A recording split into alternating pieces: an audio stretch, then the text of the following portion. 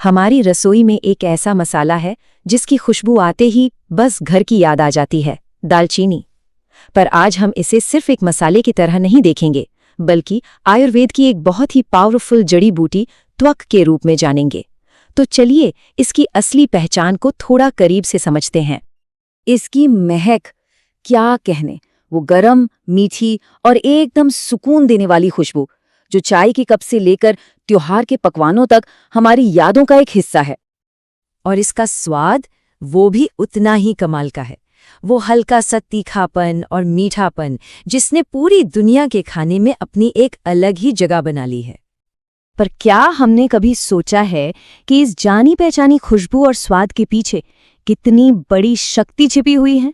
एक ऐसी ताकत जिसका जिक्र हजारों साल पुराने हमारे चिकित्सा ग्रंथों में मिलता है। तो आइए इसके सफर के पहले पड़ाव पर चलते हैं, इसकी प्राचीन पहचान। देखते हैं कि ये कैसे रसोई के एक आम मसाले से एक शास्त्रीय औषधि बन गई। देखिए, आयुर्वेद में दालचीनी को त्वक के नाम से जाना जाता है।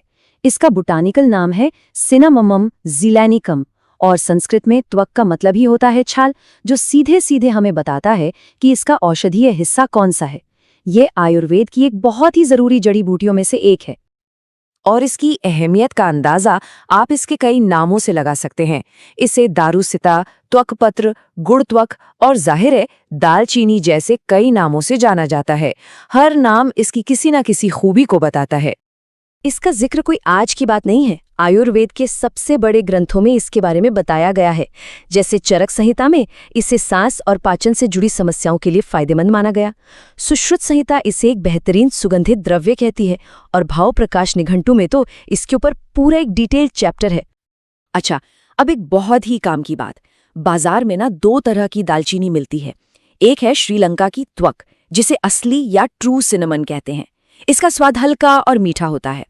दूसरी है चाइनीज त्वक यानी कैसिया, जिसका स्वाद काफी तेज और थोड़ा तीखा होता है। आयुर्वेद में दोनों के गुण थोड़े अलग अलग माने जाते हैं।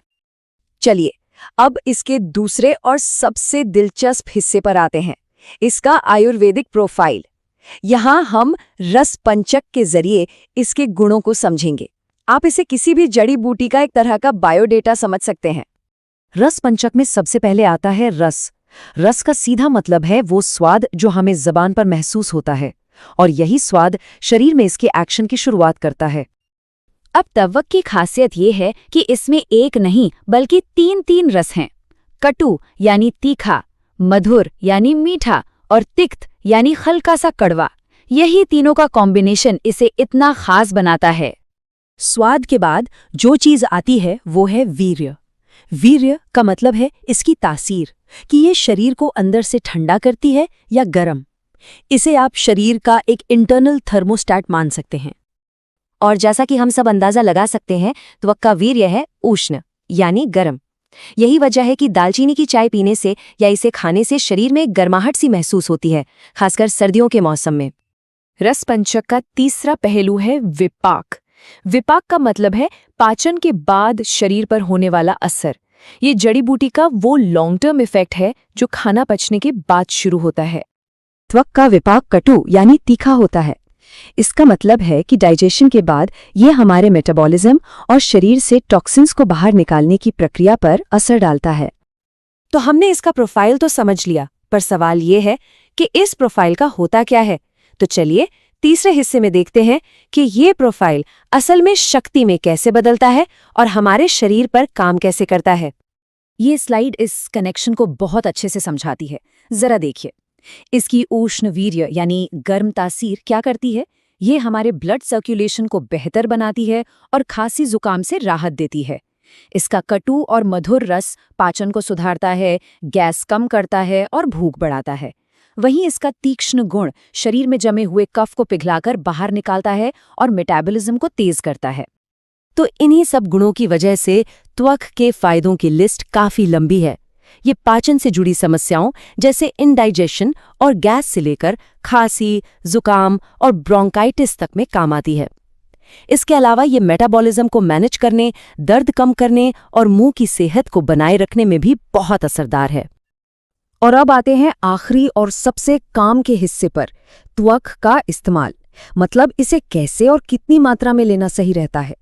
सबसे पहली बात तो ये जानना जरूरी है कि दवा के लिए सिनामोमम पेड़ की जो बाहरी मोटी छाल होती है वो नहीं, बल्कि उसके नीचे की जो पतली और भीतरी छाल होती है उसका इस्तेमाल होता है। सारे औषधीय गुण असल में उसी में होते हैं। अगर इसे पाउडर यानी चूर्ण के रूप में ले रहे हैं तो आमतौर पर इसकी मात्रा दिन में आधा ग्राम से लेकर 2 ग्राम तक रखी जाती है। और अगर काढ़ा बनाकर इस्तेमाल कर रहे हैं, जिसे कषाय कहते हैं, तो इसकी सही मात्रा दिन में 20 से 40 मिलीलीटर तक हो सकती है। हाँ, एक बात हमेशा याद रखनी है कि किसी भी औषधि को लेने से पहले किसी विशेषज्ञ की सलाह बहुत जरूरी है।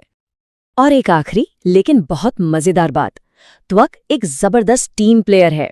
ये अकेले तो काम करती ही है, लेकिन जब ये दूसरी जड़ी बूटियों के साथ मिलती है, जैसा कि सितोपलादी चूर्ण, च्यवनप्राश या हिंगवष्टक चूर्ण में, तो इसका असर कई गुना बढ़ जाता है। तो अगली बार जब किचन में दालचीनी हाथ में आए तो उसे सिर्फ एक मसाला मत समझिए। ये हजारों साल पुरानी एक पूरी चिकित्सा विरासत है और ये सोचने पर मजबूर करती है कि हमारे मसालेदान में ऐसे और न जाने कितने प्राचीन रहस्य छुपे हुए हैं जिनके खुलने का हम बस इंतजार कर रहे हैं, है ना?